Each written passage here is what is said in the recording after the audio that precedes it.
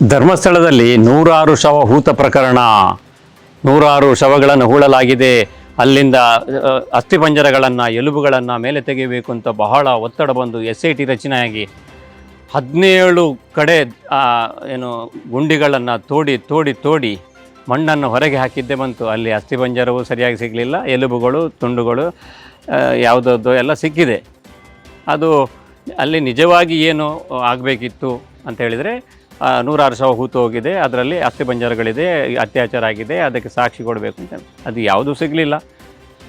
ಕಾರ್ಮಿಕರನ್ನು ಕರೆಸಿದ್ರು ಉಳ್ಳಿಕ್ಕೆ, ತೆಗಿಲಿಕ್ಕೆ, ಮಣ್ಣು ಪಿಕ್ಕಸೆ ಆಗಲಿಕ್ಕೆ. JCBಯನ್ನು ಕೂಡ ತರಿಸಿದ್ರು. ಕೇವಲ ಶವವನ್ನು ಆ ಹೂತ ಜಾಗದಲ್ಲಿ ಯಾವಾಗಲೂ ತೆಗೆಯುವ ಕ್ರಮ. ಆದರೆ JCBಗಳನ್ನು 2 JCBಗಳನ್ನು ಕರೆಸಿ ಸುತ್ತಮುತ್ತ ಒಂದು 10-20 ಜನ ಸಾಮೂಹಿಕ ದಫನ ಮಾಡುವಂಥ ಜಾಗದಷ್ಟು ಕೂಡ ಅಗದ್ರೂ ಕೂಡ ಏನೂ ಸಿಕ್ಕಿರಲಿಲ್ಲ. ಅಂದರೆ ಅದು ವಿಷಯ ಒಂದೊಟ್ಟಿಗೆ ಜನರು ಮರ್ತೋಗಿದೆ. ಸಾಧಾರಣ 1 ವರ್ಷ ಆಗ್ತಾ ಬಂತು. ಆದರೆ ಈಗ 1 ವರ್ಷ ಆದರೂ ಆ ಹೂಳಲಿಕ್ಕೆ ಹೋದಂತಹ ಕಾರ್ಮಿಕರಿಗೆ ಇದುವರೆಗೆ ವೇತನ ಪಾವತಿ ಆಗಲಿಲ್ಲ, ಕೂಲಿ ಸಿಕ್ಕಲಿಲ್ಲ. ಅಥವಾ JCBಯನ್ನು ಯಾರು ತಗೊಂಡೋಗಿ ಅಲ್ಲಿ ಕೆಲಸ ಮಾಡಿದ್ದಾರೆ ಗುತ್ತಿಗೆದಾರರಿಗೆ JCBದ್ದು ಕೂಡ ಅವರಿಗೆ ಪಾವತಿ ಆಗಲಿಲ್ಲ. ಈವನ್ JCB ಅಂದರೆ JCB ಗಂಟೆ ಲೆಕ್ಕದಲ್ಲಿ ಕೊಟ್ಟರೆ 1000 ಎಷ್ಟು 1 ಲಕ್ಷದ ಮೇಲೆ ಆಗ್ತಿತ್ತು.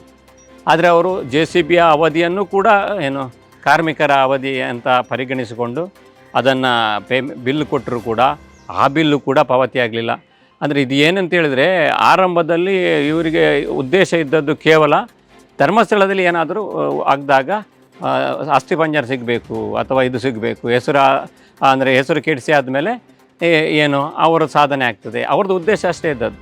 ಅದಕ್ಕೆ ಇಷ್ಟೆಲ್ಲ ವ್ಯವಸ್ಥೆ ಮಾಡುವಾಗ ಅಂದರೆ ಸ್ಥಳೀಯ ಪಂಚಾಯತ್ ವ್ಯವಸ್ಥೆ ಮಾಡಿದೆ ಅಂತ ಹೇಳ್ತಾರೆ. ಸ್ಥಳೀಯ ಪಂಚಾಯತ್ ವ್ಯವಸ್ಥೆ ಮಾಡಿದರೂ ಕೂಡ SIT ಅವರು ಮಾಡಿದ ಕೆಲಸಕ್ಕೆ ಪಂಚಾಯತಿಯವರು ಹೇಗೆ ಹೊಣ ಹಾಕ್ತಾರೆ? ಅವರು ಜನರಿಗೆ ಉತ್ತರಿಸಬೇಕಲ್ಲ ಮಹಾಸಭೆಗೆ. SIT ಅವ್ರದ್ದು ಅಂದರೆ ಅವರಿಗೆ ಬೇಕಾದ ಕೆಲಸಕ್ಕೆ ಅವರು ಬೇಕಾದಂಥ ಸಾಮಗ್ರಿಗೆ SITಯ ಆ ತನಿಖಾ ತಂಡ ಇದೇನು ಅದು ಖರ್ಚು ವೆಚ್ಚಗಳನ್ನು ಹಾಕಿ ಅದನ್ನು ಭರಿಸಬೇಕು. ಈಗ ಅಲ್ಲಿ ಉಳಿದಂತಹ ಹೆಚ್ಚುವರಿ ಖರ್ಚುಗಳನ್ನು SIT ತಂಡ ಖಂಡಿತ ಭರಿಸ್ತದೆ. ಅದರಲ್ಲಿ ಅಧಿಕಾರಿಗಳಾದಂಥ ಪ್ರಣಬ್ ಮೋಹಂತ್ ಇದ್ದಾರೆ, ಎಲ್ಲ ಅಂದರೆ ತಿಳಿದುಕೊಂಡಂಥ ದೊಡ್ಡ ಅಧಿಕಾರಿ ಇದ್ದಾರೆ. ಹೇಗೆ ಯಾವ ರೀತಿ ಕ್ಲೇಮ್ ಮಾಡಬೇಕು ಅಂತ ಅವರಿಗೆಲ್ಲ ಗೊತ್ತಿದೆ ಅಲ್ವಾ. ಪಾಪ ಈ ಕಾರ್ಮಿಕರ ಹಣವನ್ನು ಯಾಕೆ ಎತ್ತಿ ಇಡಬೇಕು, ಅಥವಾ JCB ಹಣವನ್ನು ಯಾಕೆ ಪಾವತಿ ಮಾಡದೇ ಇರಬೇಕು? ಇದು ಅಂದರೆ ಅವರ ಮುಖ್ಯ ಉದ್ದೇಶ ಏನು ಅಂತ ಹೇಳಿದರೆ, ಸಾಮಾಜಿಕ ನ್ಯಾಯ ಕೊಡುವ ಒಂದು SIT ತನಿಖೆಯೇ ಇವತ್ತು ಸಾಮಾಜಿಕ ನ್ಯಾಯವನ್ನು ಕೊಡದಂಥ ಪರಿಸ್ಥಿತಿ ಬಂದಿದೆ ಅಂತ ಹೇಳಿದರೆ ಒಂಥರ ವಿಪರ್ಯ ಆಗ್ತದೆ.